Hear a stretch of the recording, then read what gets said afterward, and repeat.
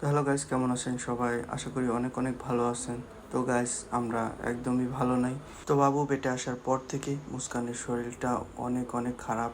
তো কয়দিন পর পরে ওরে নিয়ে ডাক্তার কাছে আসতে হয়। এ নিয়ে আমরা অনেক টেনশনে আছি।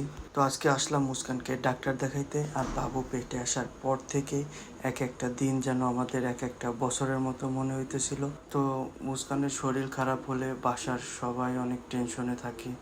আমার কথা তো বাদই দিলাম, মানে আমার তো রাতে ঘুমই আসে না। তো একটা সন্তানের জন্য যে বাবা মা কত কষ্ট করে সেটা বাবু পেটে আসার পর থেকে বুঝতে পারছি। তো প্রথম থেকে আমরা মুস্কানকে ঢাকায় ডাক্তার দেখাইছি। তো ঢাকা যেহেতু অনেক দূরে হয়ে যায়, তাই ওখানে যাওয়া একদম ইম্পসিবল। তো আমরা এখন বর্তমানে আছি আসমাত আলী খান হসপিটালে। তো এই হসপিটালে ভালো একজন ম্যাম আছে, তো ওনারাই আমরা এখন বর্তমানে দেখাই। তো ডাক্তারের বিষয়টা নিয়ে আমরা অনেক টেনশনে পড়ে যাই। পরে অনেক খোঁজাখুঁজির পরে ম্যামরে আমরা পাইছি। তো ম্যামও খুব ভালো, আর খুব ভালো মানের একজন ডাক্তার। ওনারও কিন্তু প্রচুর পরিমাণে রুগী হয়। তো আমরা চলে আসছি তিনতলায়। তো ম্যাম বসে তিনতলায়। তো আমরা আগের থেকে বাসায় বসে সিরিয়ালটা দিয়ে রাখছিলাম। তো দুর্ভাগ্যবশত আমাদের আসতে একটু লেট হয়ে গেছে। তো আমাদের সিরিয়ালটা ছিল 18 নম্বর, আয়সা দেখি 25 নম্বর সিরিয়াল চলে গেছে। তো এখন তো আর কিছু করার নাই। তো আমাদের কিছুক্ষণ ওয়েট করতে হবে। তো দিনগুলো কেমন যাচ্ছে সেটা শুধু আমি জানি। তো সবাই আমাদের জন্য দোয়া করবেন, ও যেন সুস্থভাবে পৃথিবীতে আসতে পারে। আর এ হচ্ছে আখিরয় ম্যাম, যারে আমরা দেখাই। তো ওয়েট করার জিনিসটা আমার খুবই বিরক্ত লাগে। তো এমনও দিন গেছে আমরা দুপুর 1টায় আসছি, যাইতে যাইতে রাত 10টা 11টাও বাজে গেছে। কারণ ম্যামের প্রচুর পরিমাণে রুগী হয়, আর ওনার দেখাইতে হলে সিরিয়ালটা আগের থেকেই দিতে হয়। তো মুস্কানের ডাকটা অবশেষে পড়লো। তো আপনারা তো দেখলেনই, একটা বাবু খেলা করতে গিয়ে পড়ে গেল। তো বাচ্চাদের প্রতি ওর হচ্ছে অনেক অনেক মায়া।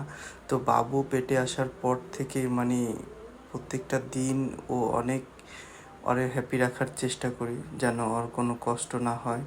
সবসময় যেভাবে ভালো থাকে ওইভাবে আমি রাখার চেষ্টা করি।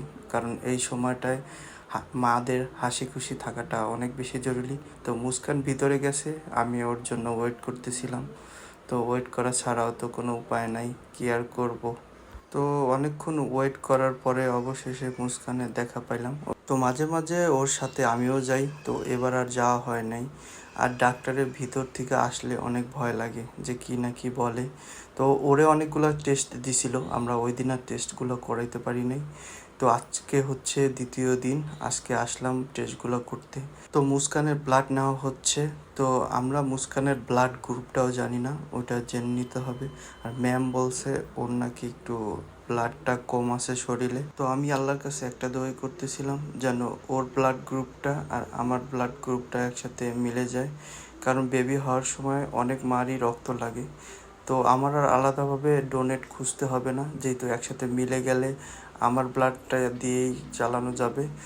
তো এই ছিল আজকের ভিডিও। তো ভিডিওটা কেমন লাগলো অবশ্যই কমেন্ট বক্সে জানাবেন।